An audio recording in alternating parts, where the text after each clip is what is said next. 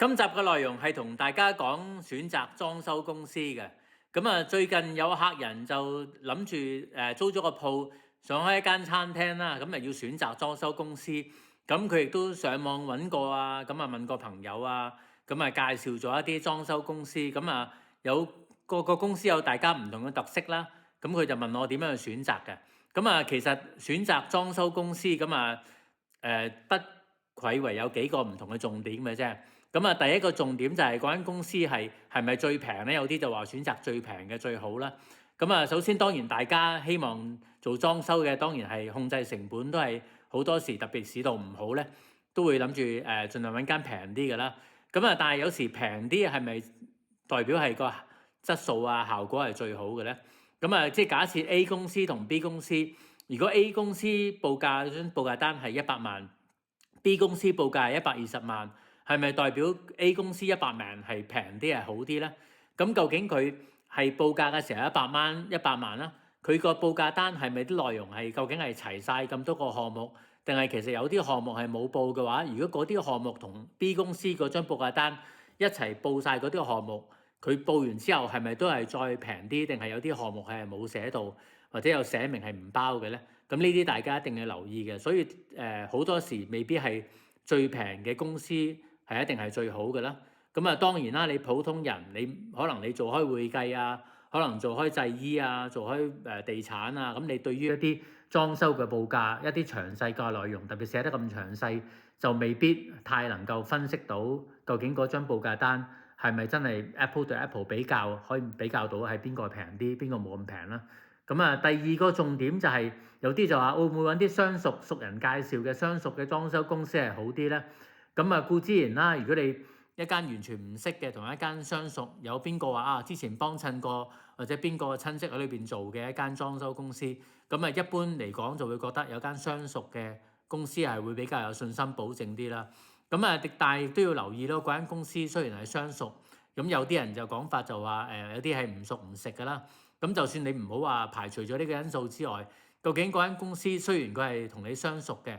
第一佢係未必係最平嗰個啦，第二就或者其實可能佢同你好相熟，佢冇心呃你，但係可能嗰間公司本身佢自己經驗唔夠啊，去做餐飲嘅裝修經驗係本身係唔充足，可能之前唔係做過好多次嘅。有時有啲嘢佢自己都冇咁嘅經驗，冇咁嘅能力去解決嘅話，就算佢唔係有心呃你，最後都可能令到你嗰個裝修會有出現問題。呢點亦都大家要留意嘅。有另外一啲就係話，譬如佢亦都係咪啦？好似頭先咁講，佢如果佢係同你標榜話佢自己嘅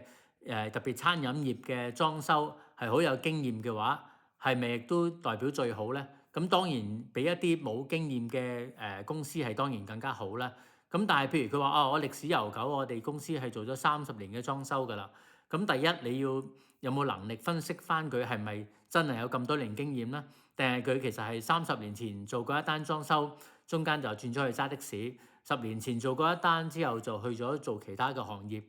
再而家接你，佢可能個經驗有30年，但係喺30年裏邊究竟係做咗幾多裝修咧？佢裝修嘅經驗會唔會係集中喺寫字樓啊，集中喺住宅啊？如果你係做餐廳嘅話，當然你嘅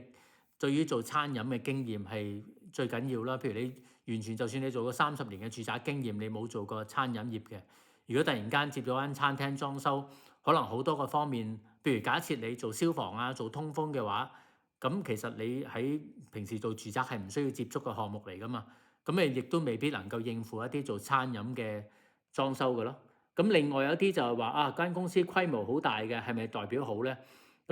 當然啦，你間公司規模大嘅話，理論上佢人手多啲，可能同你做嘅嘢會好啲咧。但係好多時就算一間100人嘅公司，佢真係同你做你間裝修嘅話，佢未必會擺太多人手喺度噶嘛，可能都係擺個3-2個人落嚟去睇你呢間工程啫嘛。可能佢其中有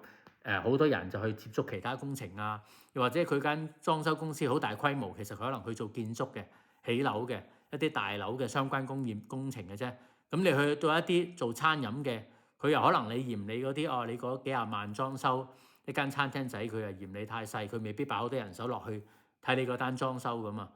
所以亦都去加上佢未必可能之前做過好大規模嘅，可能都係做啲其他嘅一一啲建築工程啊，亦都未必同你做餐廳裝修有關係嘅工作咯。咁呢點亦都要留意翻㗎啦。咁啊有啲公司亦都會標榜就話佢哋公司係一條龍服務嘅，就唔係淨係處理一個方面嘅，可能佢哋全部熟悉晒嘅。咁啊，如果一般嚟講，我哋嘅經驗就有啲公司你證明到有咁嘅經驗係一條龍嘅，係由譬如亦都睇翻你個客人本身識唔識啦。如果你係完全係未接觸過餐飲業嘅話，突然間你要想開一間餐廳嘅，你揾一間公司，佢係一條龍同你睇晒所有家私啊、廚具啊、消防啊、通風啊、泥水啊、水電啊，全部同你一個公司同你 handle 晒嘅。咁你當然你亦都煩少好多嘢啦，你唔需要直接同個做廚具嘅溝通啊，直接同個消防啊、同個通風啊，每一個項目去慢慢溝通。你揾一個人，佢就全部同你去管理晒所有項目，咁你當然會放心啲啦。咁但係當然啦，你間公司如果你同你一條龍全部處理晒嘅，咁佢唔會話有直接嘅夥計去同你全部係直接員工去同你處理晒所有項目噶嘛。咁可能佢係代表就係佢一個大判，亦都分判咗俾好多唔同嘅一啲判頭啦，做通風嘅一個判頭啊，做消防一個判頭啊，咁佢同你 manage 啊。咁啊，通常呢啲亦都衍生到可能佢哋個費用就會比較貴少少啦。咁呢點亦都要留意，要比較嘅時候留意翻啦。咁啊，當然啦，如果一個總括嚟講，你可以好幸運咁揾到一間公司係規模又大啊，又有足夠經驗啊，又係一條龍服務同你做晒咧，亦都係相熟人介紹，亦都係睇完咁多間佢係相對最平嘅話咧，咁啊恭喜你啦，你揾到一間好嘅公司去同你做啦。咁但係如果大家去關於譬如有關於開餐廳遇到一啲選擇判頭、選擇工程公司有咩問題嘅，或者有啲報價係唔識睇嘅，咁咧亦都歡迎有啲咩相關嘅問題可以呢度私信聯絡我啦，或者係 WhatsApp 俾我嘅。多謝晒。